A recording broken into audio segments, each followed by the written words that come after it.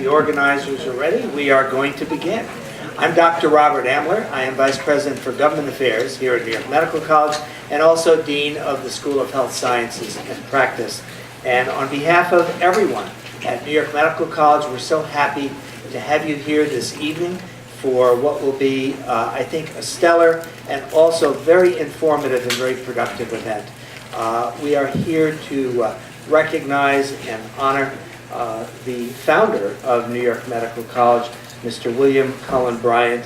Today, as you will hear, we all continue to benefit from his vision and his intellect, his amazing talent, and we strive to model his passion and his reach. I will say this, since coming to New York Medical College several years ago, the more one learns about William Cullen Bryant, the more impressed and amazed you are with the talent of this singular gentleman who lived quite a long time ago and is still recognized at events like this.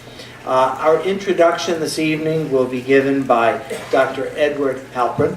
Dr. Halpern is the Chancellor and CEO of New York Medical College. As a physician and scientist, Dr. Halpern maintains a wide scope of interests, focusing his research on pediatric cancer, adult brain tumors, the role of radiotherapy in organ transplantation, ethics, and the history of racial, religious, and gender discrimination in higher education. Dr. Halpern has published more than 195 articles in peer-reviewed scientific, historical, education, and ethics literature. Please join me with a warm NYMC welcome for Dr. Ed Halpern.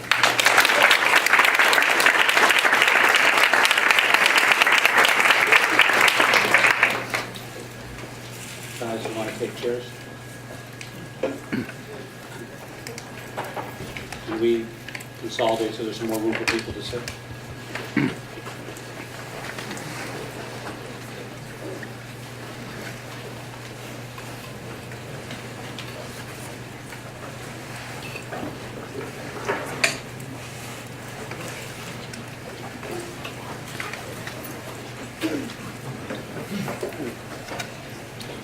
Broadway shows always fill up from the front back. Church and William Cullen Bryant stuff is from the back forward. What I want to talk with you about this afternoon is founding stories. Higher education institutions love to have founding stories. The common founding story in the United States is we have some wealthy philanthropist with a vision for higher education, or the wealthy philanthropist has a spouse with a vision for higher education, or an advisor who does, and they create a university or they give money to an existing school which is named in their honor. Examples: Johns Hopkins, Duke, Harvard, Brown, Yale, Vanderbilt, Rockefeller University, the University of Chicago. The common stories of medical schools or health sciences universities within this context are either, first, we have the legendary founder or founding group, such as Johns Hopkins and Ulster, Halstead, Kelly, and Welsh. Second founding story, the legendary creative dean who takes the helm and develops the great school. John Jacob Shaneen of the Chicago Medical School or Wilbur Davidson of Duke. Founding story number three, the legendary powerful professor who plays a major role in the development of the school. Henry Kaplan at Stanford, Jacques Loeb at the University of California at San Francisco. What is very unusual is to have a founding story for a medical school which revolves around a non-physician, non-philanthropist, founding personality. I can think of only two examples in U.S. history. Abraham Flexner in the founding of the medical school at the University of Rochester, and William Cullen Bryant and the founding of the New York Homeopathic Medical College. For the modern scientific medicine sensibility, there is very little for us now to quibble with 19th century homeopathy's advocacy of moderation, healthy diet, fresh air, sunshine, and exercise. Although perhaps William Cullen Bryant's attraction to walking may have contributed to his own death, because after standing outside at an event for a long time, he died after sustaining a fall going up steps for a man his age where he probably should have ridden in a carriage. The pharmacologic, however, and pathophysiologic theories and practices of Samuel Hahnemann, while they may have some tenuous modern-day connection to our views of vaccination, they were otherwise, frankly, groundless. But I recommend to all of you that you avoid the sin of presentism, faulting those of the past for not having the good sense to have lived in the present. We ought to strive to understand people in the context of their own time, rather than fault them for not living in our time. And to understand William Cullen Bryant and homeopathy in the context of our time, we must understand that first, Peter Bryant, his father, was a physician and a homeopath, as was apparently his grandfather. Second, in the 19th century, homeopathy received support from Mark Twain, Henry Beecher Stowe, his daughter Harriet Beecher Stowe, his wife, Harriet Beecher Stowe, Henry Wadsworth Longfellow, Nathaniel Hawthorne, New York Senator and later Secretary of State William Seward, the abolitionist William Lloyd Garrison, Louisa May Alcott, William James, the suffragette Elizabeth Cady Stanton. These were all committed homeopaths. After he was wounded, President Garfield's widow advocated for homeopathic doctors. Perhaps if anyone had listened to her, the president might have lived. Many educated Americans reacted with distaste to orthodox medicine, which was characterized by bleeding, blistering purgatives and medicines of arsenic, lead, mercury, and strong herbs. Indeed, the Medical Society of the City and County of New York elected Samuel Hahnemann an honorary member in 1832. The Atlantic Mutual Life Insurance Company was organized in 1866 and offered a 25% discount off life insurance rates if the customer promised to exclusively use homeopathic doctors. Stretching into the 20th century, the dean of this college, Royal Copeland, became health commissioner of New York during the great influenza epidemic and was elected to the United States Senate and made sure that the homeopathic pharmacopoeia stayed in the USPS, where it still is today, because he was in the Senate. Third, the same American leading lights of the 19th century who defended homeopathy were aligned with abolitionism, the emancipation of women, and progressivism. Bryant was a defender of progressivism of the newly founded Republican Party: free soil, free labor, free men. It makes perfect sense, therefore, that William Cullen Bryant's new medical college educated women and men, and blacks and whites, had scholarships for African Americans by the 1920s, a female African American dean by the 1950s, and largely ignored the anti-Semitic quotas of the 1920s to the 1960s. That is also the legacy of homeopathy. And fourth and finally, it's really hard to find an honored historical figure who meets the standards of doing everything right by modern standards. If you want to criticize homeopathy, how are you going to respond to the issue of George Washington and slavery, Woodrow Wilson and race relations, Gandhi and the treatment of his own children, or Bryant and homeopathy? Back to my point about presentism.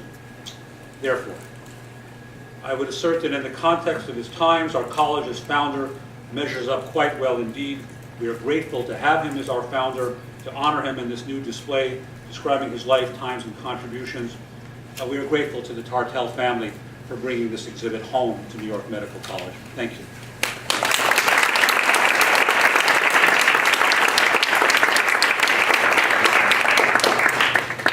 Thank you, Dr. Halpern. I also want to acknowledge the Friends of Cedarmere and John Donovan. John, I believe you are here? John Dawson, I'm sorry. Forgive me. John Dawson, welcome.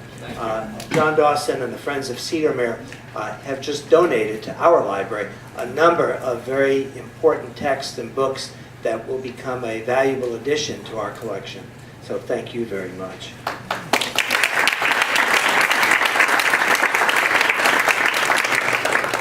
Our next speaker will speak about William Cullen Bryant, the quintessential Renaissance figure. Dr. J. Tartell, Dr. Tartell, MD, class of '82, New York Medical College, is on the NYMC Alumni Board of Governors. He is a practicing radiologist and president of Advanced Radiological Imaging in Queens, and associate director of radiology at Mount Sinai Hospital of Queens. Dr. Tartell also sits on the NYMC Alumni Board of Governors, serving as archivist and historian. He has brought several historical exhibits as well as a treasury of historical portraits to New York Medical College.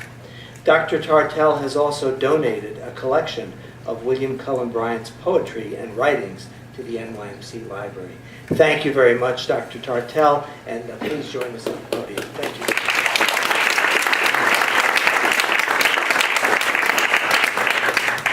Hi, everyone, and thank you for coming. I'd like to express my sincere gratitude to Dr. Halpern for sponsoring this forum as a venue for this very important historical dialogue. Special thanks also to Jennifer Reichert, VP of Communications, Marie Asher, Director of the Library, and Kelly Phillips of Facilities Management, whose excellent logistical support really was key in terms of this event and so many other projects I've been working on. I'd also like to thank my wife and my family for their indulgence and their support in allowing me to spend the time and the funds to pursue passions like this. And of course, many thanks are owed to tonight's panel of Bryant experts, not only for participating tonight, but for the wonderful and important work that they do. My motivation for setting up the Bryant exhibit and today's event goes back at least 3 years ago, when I was a new member of the Board of Governors of the Alumni Association and the archivist. And we were at one of our meetings and the subject of William Cullen Bryant came up. And sitting around the table, the conference table in the Alumni House, it became readily apparent that even among a sophisticated and well-educated cadre of alumni and medical students, there was not that much knowledge about Bryant, whose name we frequently invoke as our most important founding father. Indeed, the efforts I've dedicated to giving back and perpetuating this important history for our college community has also shown me how incomplete my knowledge actually was as well. So this has been a great learning experience, and I'm glad to be able to share it. Then as now, I admired Bryant as one of America's great Renaissance men.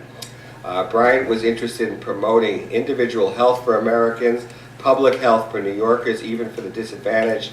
He was a catalyst for forming hospitals in this medical school. He was on the committee that proposed converting the insane asylum on what is now Roosevelt Island into a homeopathic hospital, which was to become Metropolitan Hospital. He wrote many works of poetry and prose. He wrote books about his travels abroad for the American public to know the rest of the world. He edited large volumes about the national landscape and American history. He translated Homer's Iliad and Odyssey so Americans could read them. He fought against slavery. He fought for good government, rights for the working man, and for good politics. He introduced Lincoln to America as a presidential candidate at Cooper Union in New York City in 1860. He was a sponsor for indigenous American art and artists, particularly the Hudson River School, who you're going to hear about shortly. He was a leader in establishing museums and Central Park. So what energized and motivated this guy to do all these things? What the dealio? What was this all about? So to figure out really what motivated him, you've got to sort of look at the context of the time that he lived, the historical context. Bryant was born exactly 5 years after Washington was elected our first president, and his life extended through the remainder of America's first century as a nation. So keeping that in mind, one comes to the inescapable conclusion that Bryant took on himself the Herculean task to show America not only how to become a nation, but to become a great nation. And in this self-appointed task, he was highly successful, truly becoming one of the most influential Americans of the 19th century. So, what have I learned from this? And what can we all learn from this? That in each of us, through passion, there's a potential to accomplish much to improve our society and our surrounding world, that there is potential to accomplish not only in our chosen occupation, but across other disciplines as well. So by putting Bryant's passions and legion accomplishments on the library wall, I sort of am hoping to set a bar for the many super bright and talented medical students and graduate students in this institution, because I think that for me, he's played a role in inspiring me. But for those of us at later stages of life, maybe not young students, it's important to take it to heart as a model that Bryant continued meaningful and transformative deeds into his old age, virtually to the day he died. So as we take this occasion to understand and honor Bryant's legacy, it's important to take stock of what is really important and what really makes America great. And let us each be inspired to create our own significant and rich legacy, especially one which will improve society and make the world a better place. Thanks very much.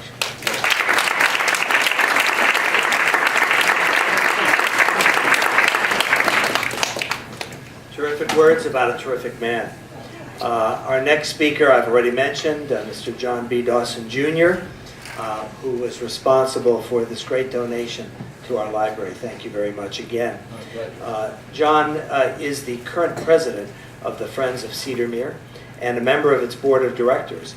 As an attorney practicing law in Syosset, New York, Mr. Dawson became acquainted with Elizabeth Love Godwin, the great-granddaughter of William Cullen Bryant and the final owner of Cedarmere, which was his home. Mr. Dawson prepared Ms. Godwin's last will and testament through which she deeded Cedarmere to Nassau County in 1975. Mr. Dawson will be speaking about William Cullen Bryant as a poet and man of letters. Mr. Dawson.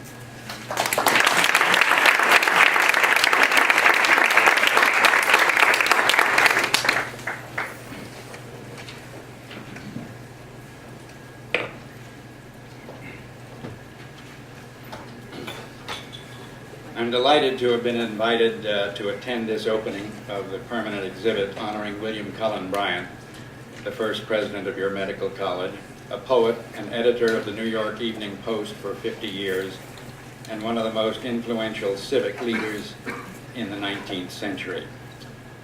I've been charged with the responsibility of bringing to your attention the literary side of our many-sided subject, William Cullen Bryant, and believe me, there is plenty to cover in 10 minutes. Don't start your watches. Since you have already heard, well, I thought that you would have already heard about Bryant's beginnings, but I will just say that he was a genius child prodigy, which was recognized and supported by his father, Peter Bryant, a homeopathic physician, as you've heard, who, as a result of losses from a separate business deal, was financially strapped. Nevertheless, he had amassed a considerable library which was constantly being absorbed by the boy. His mother was his first tutor, and the financial constraints on the family required homeschooling, part of which was done with his uncle, the Reverend Thomas Snell. Obviously, the family had considerable education considering the times, and he thrived on language and the nature that was all around him. Eventually, he was fluent in French, German, Spanish, Portuguese, Latin, and classical Greek, and as you may have guessed, he also had a nodding acquaintance with English. At age 13, he had his first poem titled The Embargo published. It was a political satire against the embargo of Jefferson administration had imposed in 1807, which was particularly harmful to New York and Massachusetts, which had more industry and the largest commercial ports.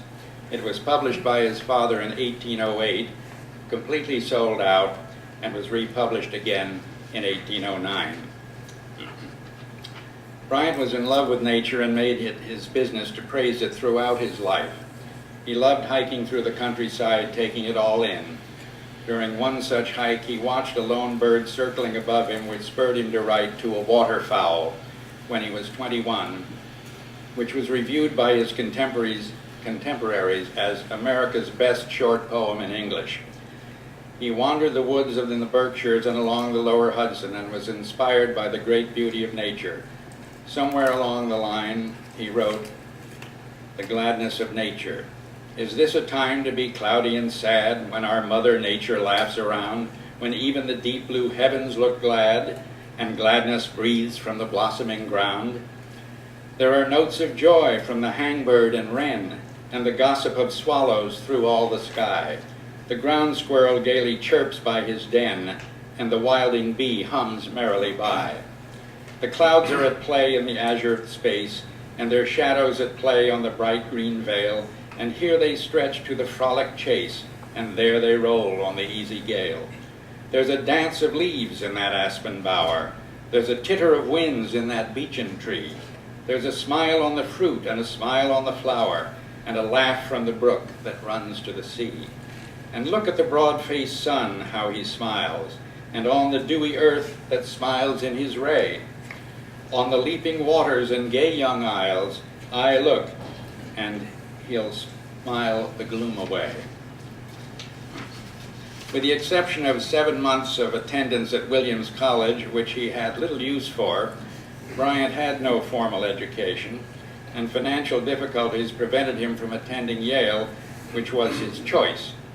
At the urging of his father, he studied law with Samuel Howe in Worthington, Massachusetts, later with William Bayliss in Bridgewater. Incidentally, he was born in Cummington, Massachusetts. I thought that might have already been stated. So he was a Massachusetts boy to begin with. And he was admitted to the bar in 1815. He was not satisfied with the practice of law, but kept at it, limiting his poetic pleasure.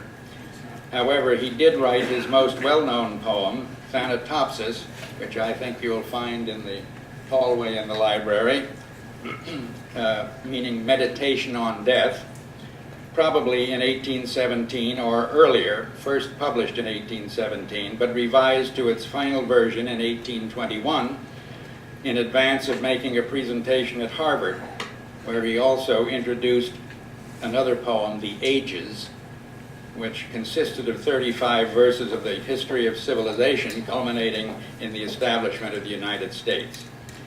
In 1817, he met his life partner, Frances Fairchild, about whom he wrote, "O fairest of the rural maids, thy birth was in the forest shades, green boughs and glimpses of the sky were all that met thy infant eye. Thy sports, thy wanderings when a child, were ever in the sylvan wild, and all the beauty of the place is in thy heart and on thy face. The twilight of the trees and rocks is in the light shade of thy locks. Thy step is as the wind that weaves its playful way among the leaves. Thine eyes are springs in whose serene and silent waters heaven is seen. Their lashes are the urds that look on their young figures in the brook. The forest depths by foot unpressed are not more sinless than thy breast. The holy peace that fills the air of those calm solitudes is there." He married Frances in 1821. He continued to practice law in Great Barrington, Massachusetts, but the reversal of a judgment he had obtained for one of his clients on appeal further soured him on the law and opened his mind to seeking a literary career. In 1825, with encouragement from a well-connected literary family, the Sedgwicks in New York, he went to New York and was introduced to Thomas Cole, the founder of the Hudson River School of Art, about which you'll be hearing later, and another artist, Samuel B. Morse, more famously known as the inventor of the telegraph and the Morse code. Soon they were joined by Asher Durant and other artists or men of letters and formed the Sketch Club, meeting informally bi-weekly at different members' houses to exchange ideas about literature and the arts. Cole and Bryant were very close and were depicted in a magnificent painting by Asher Durand entitled Kindred Spirits. You'll also find that down the hall, and I think you'll appreciate what a great piece it is. That painting is now owned, the original is now owned by one of the Waltons at great cost and expense. When Cole was about to depart for a trip to Europe, his first, Bryant marked the occasion with a brief sonnet.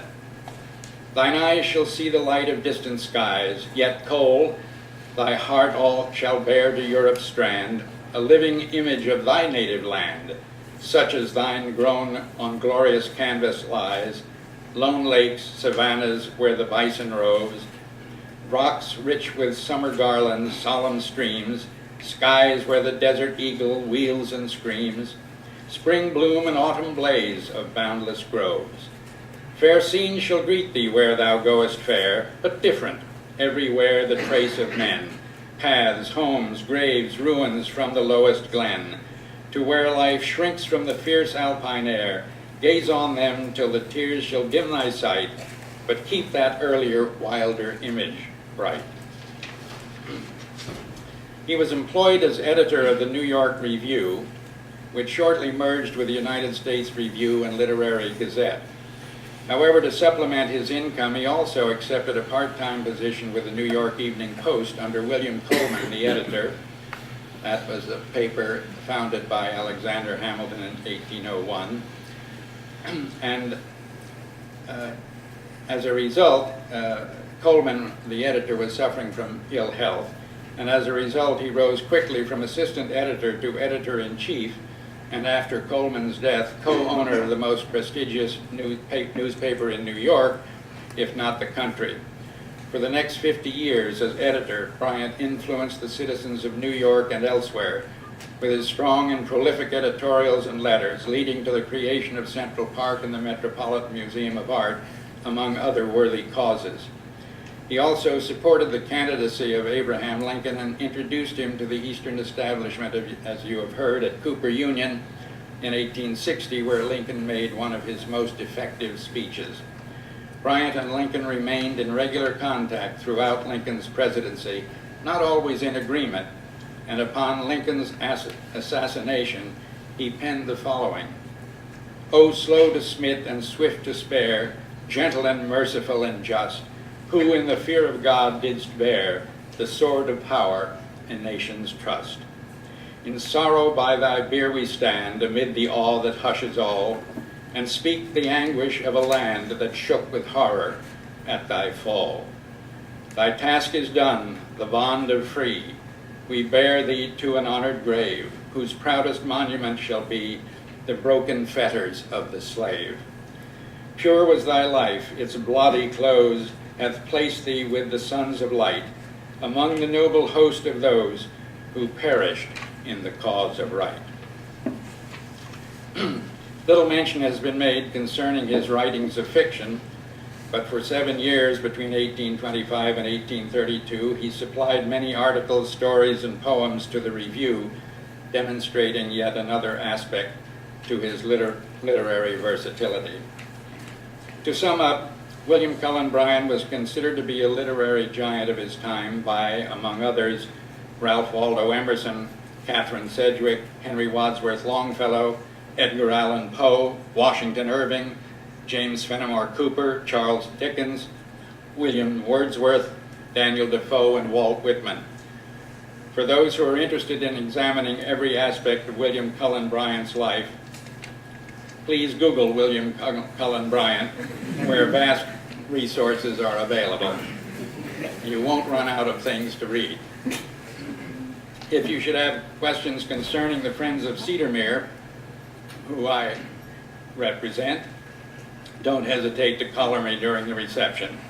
Thank you for your attention.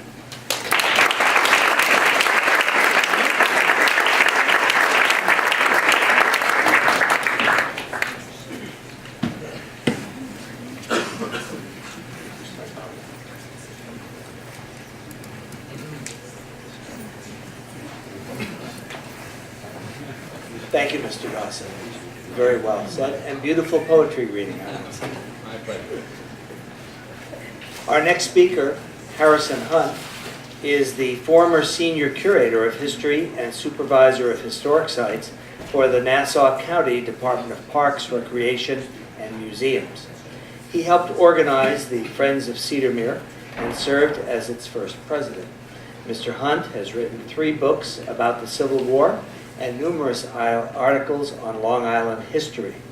His pictorial history, William Cullen Bryant's Cedarmere Estate, is being released at the end of this month. How exciting. He is going to speak on William Cullen Bryant at the New York Evening Post.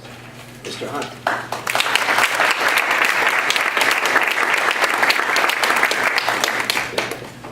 Thank you.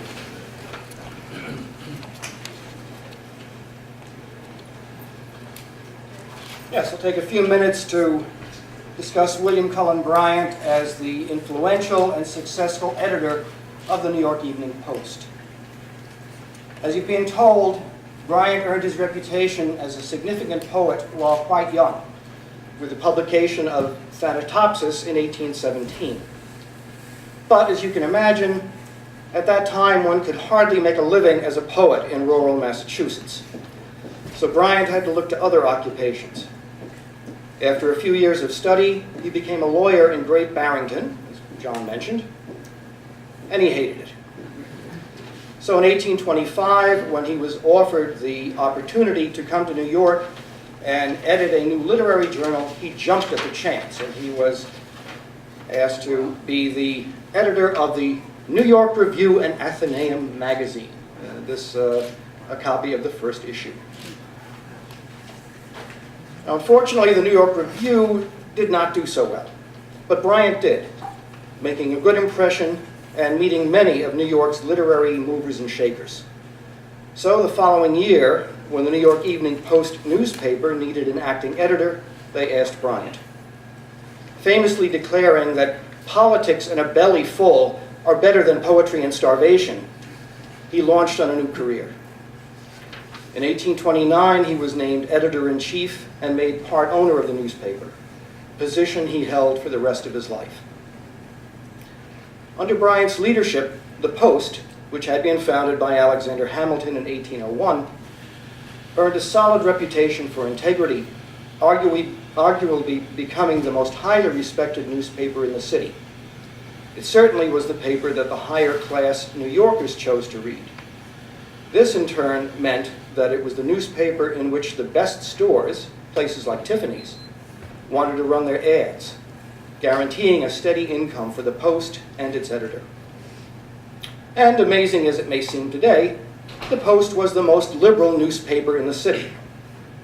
Bryant used his editorial position to champion many social and civic improvements and political causes, including free trade, free speech, and international copyrights. One early issue he defended was the right of workers to unionize. In 1836, Bryant penned, "Can anything be imagined more abhorrent to every sentiment of generosity or justice than the law which arms the rich with the legal right to fix the wages of the poor? If this is not slavery, we have forgotten its definition. Strike the right of association for the sale of labor from the rights of a freeman, and you may as well at once bind him to a master or ascribe him to the soil." Reflecting the enduring power of Bryant's words, a few years ago, when the state of Wisconsin was passing a law removing the right of public employees to collective bargaining, this quote was used on flyers plastered around the state capitol. Bryant was an implacable opponent of slavery in all its forms. In one of his most strident editorials, following the Dred Scott decision in 1857, Bryant declared that if this decision shall stand, slavery is a federal institution, the common patrimony and shame of all the states, those which flaunt the title of free, as well as those which accept the stigma of being the land of bondage. Hereafter, wherever our jurisdiction extends, it carries with it the chain and the scourge. Wherever our flag floats, it is the flag of slavery. If so, that flag should have the light of the stars and the streaks of running red erased from it. It should be dyed black, and its devices should be the whip and the fetter. Wow. It was this anti-slavery sentiment that caused Bryant to become one of the founders of the Republican Party in New York and one of Abraham Lincoln's earliest supporters here. He introduced Lincoln at the candidate's famous Cooper Union speech in 1860 and continued to advise and sometimes chide him while president, personally and in the columns of the Post. Now, not all of Bryant's causes were political. He used the pages of the Post to bring public attention to the beauties of the American landscape and to the artists who celebrated it. It's a topic that will be covered by the next speaker. Bryant used the Post to lobby for civic improvements too, ranging from better city sanitation to the need for citizens to have a place to relax and commune with nature. It is a cause of regret that in laying out New York, no preparation was made for a range of parks and public gardens along the central part of the island, he wrote in 1845. There are yet unoccupied lands on the island which might, I suppose, be procured for the purpose, and which, on account of their rocky and uneven surface, might be laid out into surpassingly beautiful pleasure grounds. But while we are discussing the subject, the advancing population of the city is sweeping over them. With these words, Bryant became the leading proponent to establish what we now know as Central Park. In addition to his editorials, Mr. Bryant also published a number of travelogues in the Post, in the form of letters describing his trips to Europe, the Near East, and the South. These proved popular features and were subsequently issued as books on their own. Under Bryant's leadership, the Post became a very successful business. He not only published 2 or more daily editions of the paper, but semi-weekly and weekly digests that were sold to readers outside the city. And here is a paper on display out in the exhibit, but this just to show you, this is an example of the Post in the 1860s. You got your money's worth when you got this. Now, in addition, the Post's presses were hired out for what was called job printing. Instead of going to Minuteman or Staples, people would go to the Post to purchase forms, pamphlets, and other printing needs. And a couple of examples. A little school directory of the city of New York, printed by Bryant and Company in 1856. And one of many political tracts that people had published by the Post. The great issue about the Free Soil question, the election of 1848. And Bryant and the Post issued many publications during the Civil War in support of the Union.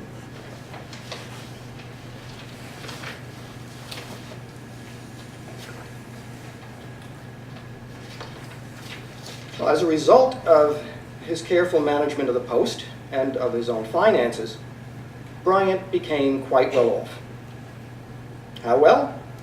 Well, by the time of his death in 1878, he owned a brownstone on West 16th Street in New York, a summer home and 2 farms in Massachusetts, a farm in Illinois where his brothers lived, and his primary home in Roslyn, Long Island, known as Cedarmere.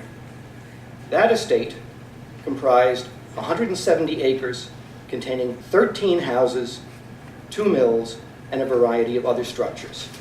And as was mentioned, I'm pleased to say that a book that my wife and I have written about that estate and all of its buildings is just about to be printed. And if any of you have any interest in this, there's some information on the table.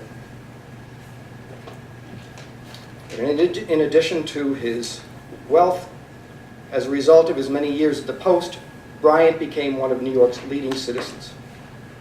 In recognition of this, Bryant Park in Manhattan was named in his honor, an enduring salute to a great civic leader and editor, as well as a major poet.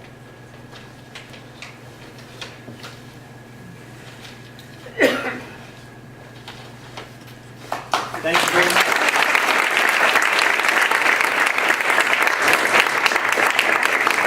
Thank you, Mr. Hunt. One moment while we set the computer.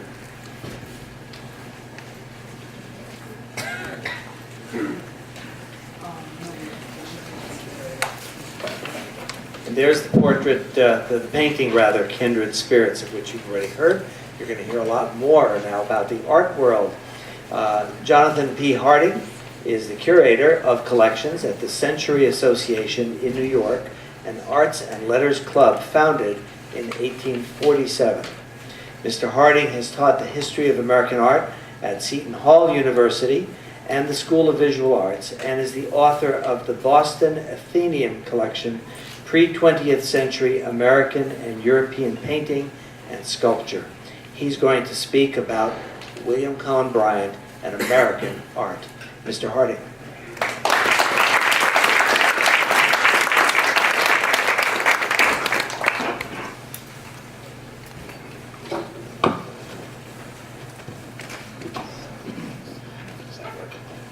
When Dr. Dertel asked me if I would be willing to give a small talk, he asked if I wished to include a slideshow. There are dozens of paintings that warranted consideration, each illustrating William Cullen Bryant's influence on American art. But after a moment's reflection, I realized that any discussion of Bryant must begin with an image that Dr. Dertel had already made certain to include in his homage to New York Medical College's founder. He has it down there. The painting, of course, is Asher B. Durand's Kindred Spirits. In this touching and wonderful tribute to friendship, we see the poet and painter William Cullen Bryant and Thomas Cole standing on an outcrop in the Catskill Mountains. They were fast friends and hiking companions, and if we look closely, we can see they've carved their names on one of the birch trees. The title of the painting seems pretty clear, but let's not accuse Durand of being obtuse just yet. Think again about the actors on stage, Bryant and Cole, but then think about whether there's another actor, another spirit. There is a third party, and it's nature. Nature with a capital N, what we might call the living landscape today. Kindred Spirits was painted in 1849. The midpoint of any century offers a useful landmark, but we also have to revisit the era and make use of that useful German word Zeitgeist and try and forget the many things that we now take for granted. Remember that throughout much of the 19th century, the idea of geological time as we know it was still being challenged by sincere and long-standing biblical beliefs. Well before Darwin boarded the Beagle, the geological record of our landscape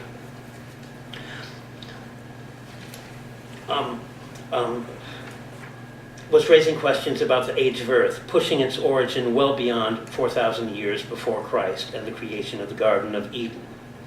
With this in mind, we must revisit America and the New World in the early decades of the 19th century, when Bryant's imagination found expression in verse.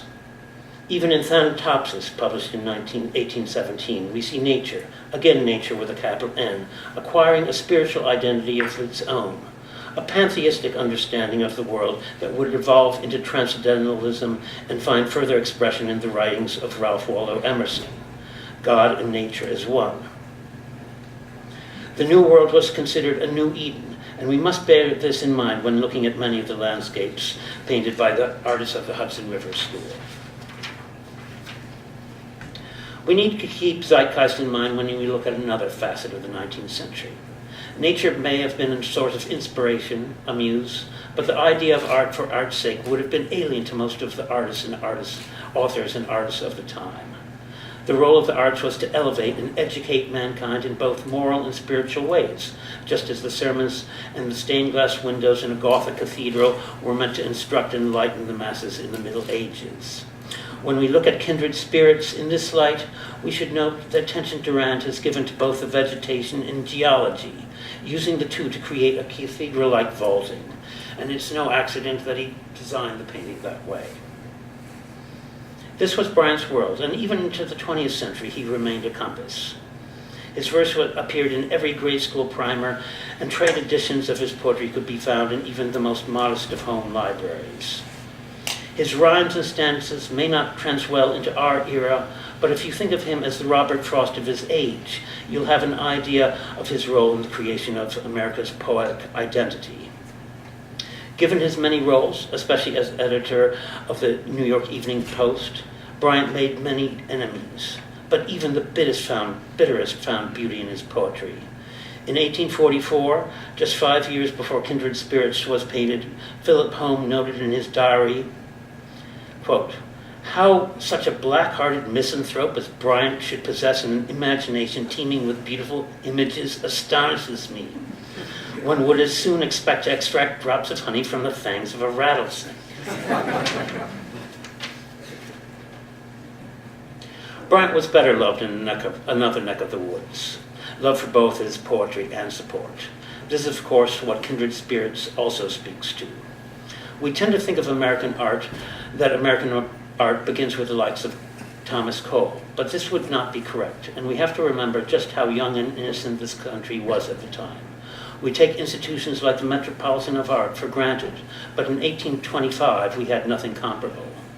And today we can look up virtually any artist online, but during most of the 19th century, the closest you could come to an old masterwork, the Raphael or Rubens, Correggio or Claude, was by way of copies. While these could be found in a number of institutions, the American artists who needed to support themselves and their families were largely confined to the bread and butter fallback of portrait painting. Short of this, America had yet to find a national artistic identity. When Bryant moved from Barrington, Massachusetts to New York City in 1825. His arrival coincided with the opening of the Erie Canal and the founding of the National Academy of Design. The former would secure New York as the commercial capital of New York, and the latter, over a longer span of time, its role as the artistic capital. In 1825, a band of young artists realized the state of the visual arts in America and the need for an organization that would advance their careers and an indigenous artistic identity. Led by such figures as Samuel F.B. Morse, Thomas Cole, and Asher B. Durant, the new organization, the National Academy of Design, was modeled on London's Royal Academy and was an organization designed to provide instruction in drawing and painting and annual exhibitions focused solely on the recent works of living American artists. Unlike existing art organizations of the day, the National Academy was to be for artists and managed by artists. But the Academy's first decade might be considered tenuous at most. We have to remember that the city's northern limits extended no further than Houston Street, and that you could still trip over hogs while walking down Broadway. During its first decade, the Academy was fighting for its survival. It was in this setting that the National Academy of Design found one of its most important champions, and that, of course, was Bryant. From the date he became editor of the New York Evening Post in 1829, the Academy's annual exhibitions were literally front-page news, and often front-page news for several days in a row. And if you can think of any of our newspapers today taking such a chance, you can see what Bryant was trying to do.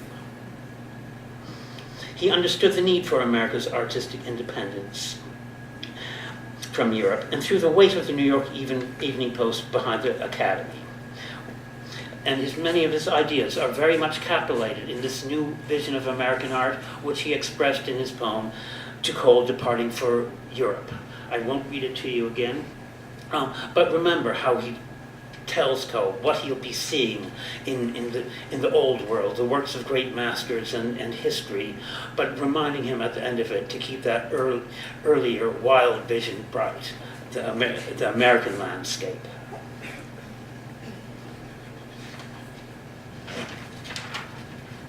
By the mid-1930s, the National Academy of Design had secured its position, and Bryant sought to expand his vision for American art beyond New York and the Northeast. To this end, he became closely involved with the American Art Union, a short-lived enterprise that was more national than the National Academy of Design. In essence, the American Art Union was the artistic version of Powerball in its day. For $5, anyone in the United States could buy a subscription which would entitle them to the union's annual report, entry into its annual exhibition, an engraving of an American painting, and the chance to win an original artwork drawn by lottery. And what's more democratic and American than a lottery? From 1839 to 1851, the American Art Union's annual exhibition was a signal event. When New York's population hovered around 400,000, its show achieved an annual attendance of 2,500,000. It had over 19,000 subscribers from every state in the Union, and the lottery system ensured that the glories of American art would be dispersed throughout the nation. In the course of 13 years, almost 2,500 paintings were awarded to the lucky ticket holders. Bryant served as president of the Union from 1844 through 1846, and he and his colleagues understood that the richness of art should not be confined to America's cities, and that a larger endeavor was required to elevate the nation. At the annual meeting of the American Art Union in 1846, while Bryant was presiding, William J. Hoppen spoke of the purpose of the visual arts. Quote, "We need to also teach our people lessons of virtue and valor. Their simple language is more powerful than that of books. It goes straight to the hearts of little children and unlettered men. It elevates them above all that is mean and petty and speaks to them of the higher motives of exertion." These were the hopes and dreams of the time, America at mid-century. The looming clouds of the Civil War had yet to fully manifest themselves, and even Bryant had no prescient visions of the country's more distant future. Bryant was not a clairvoyant, but throughout his life and career, he had that equally rare ability of being able to see his own ever-changing times with crystal clarity. It is little wonder that prior to the Civil War, he also became actively engaged in the creation of what some might consider New York's first public museum, Central Park. By 1870, Central Park had been open to the public for 11 years. Manhattan's population was approaching 1 million, and the city was participating in the commercial windfalls of industrialization in the post-war era. Such changes were ushering in the American Renaissance and new ideas of civic responsibility and civic pride. The economic engine powering America now placed it on par with the leading nations of Europe, and the time was ripe to challenge Europe in more public spheres. Even at age 76, Bryant was in step with the times and realized New York needed a proper museum that would compete with those abroad. Such a museum would become the repository of the vetted old masterworks that were beginning to cross the Atlantic, and also the works of American artists. And we continue to recognize these founding ideals whenever we visit the Metropolitan Museum today. But Bryant was also remained true to his beliefs in the elevating nature of arts.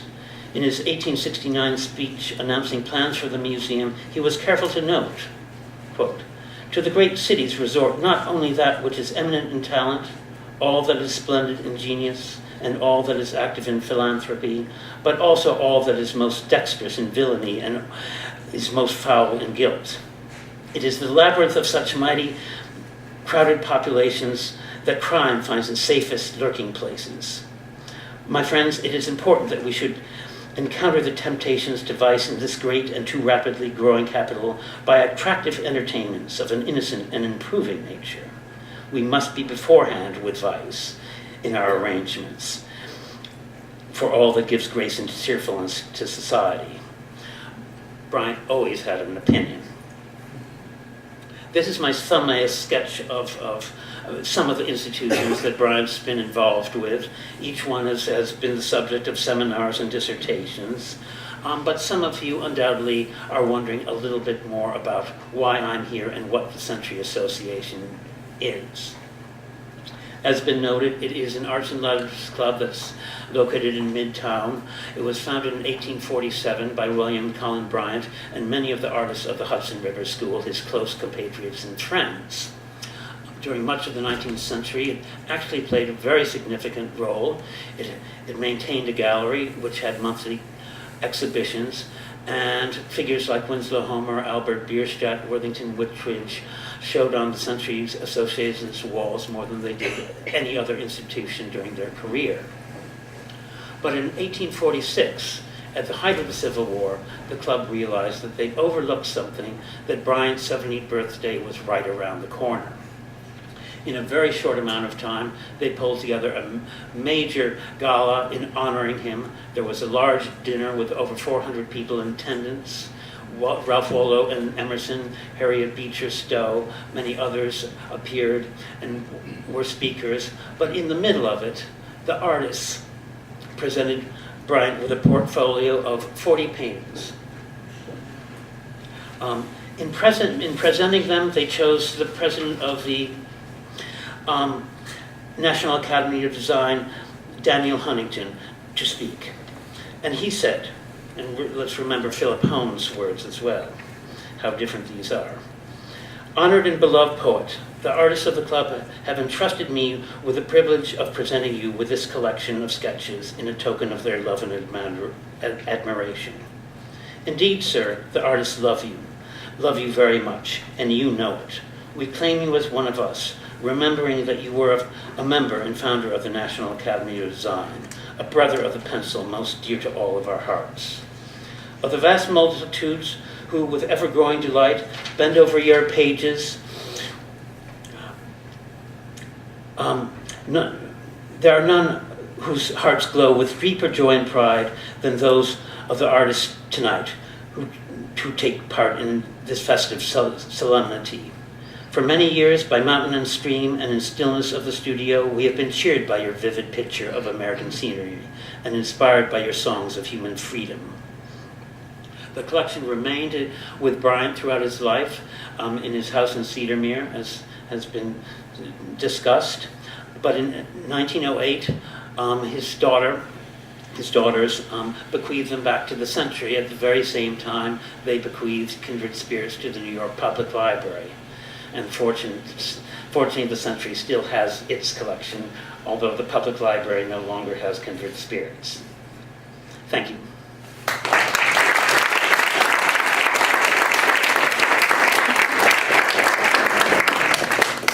Thank you, Mr. Harding. So these are the speakers who have told us so many things about the life, the vision, the times of William Cullen Bryant.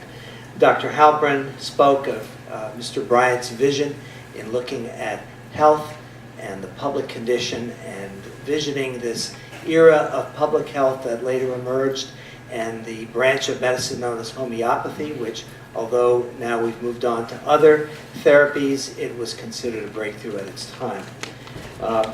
Dr. Tartell described Mr. Bryant's position in forming essentially the perfect model of a man of the 19th century, a citizen of America in its new developing stages. Mr. Dawson described Mr. Bryant's role as a poet and as a man of letters. Mr. Hunt described Mr. Bryant's role in journalism and his great sense of activism in influencing the politics of our time. And finally, we heard from Mr. Harding of the great love that Mr. Bryant had for art and for human expression, his friendship and his status as a benefactor of the Hudson River School. And I think we all can say that such a man has touched eternity through his works. We've also heard from several examples of institutions that he has founded, which I would dare say we are the brain children, aren't we, of William Cullen Bryant.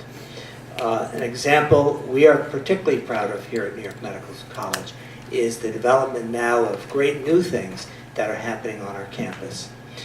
Thank you all for being here. I believe that Dr. Tartell, has some closing comments. Dr. Tartell.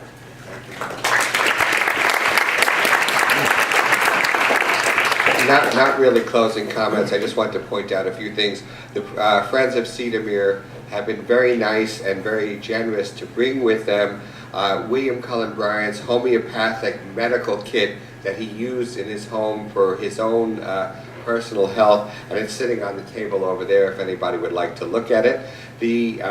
Until 7 o'clock, you're all welcome to stay and go into the library and look at the exhibit. Obviously, the students can look at it anytime they want, but Marie Asher, the director of the library, has gently but firmly reminded me that the students are studying for exams in the library. So I know you guys are going to be so turned on and excited by this exhibit, but do it in a hushed tone so that you don't disturb the students who are studying there so hard. And last but not least, there's a few very interesting things, and one of the things that I really enjoyed about all of this is how everything ties together, and it's degrees of separation, and it's really true. If you go in, there's been talk about how Bryant was involved in the committee to form the Metropolitan Museum of Art, and if you look on that committee, there's an architect named Thayer who happened to be the first architect of the first Flower Hospital, which is the second picture. That's actually the gate of the first Flower Hospital. And then if you look down lower, you'll see an American sculptor named John Quincy Adams Ward. Well, the college donated a sculpture which is in Skyline, done by John Quincy Adams Ward. They were contemporaries and knew each other. So everything ties together, and there are more coincidences which you'll find on reading. And thank you very much for your time and your interest, especially to the students who have taken their time out from their studies for this. Thank you.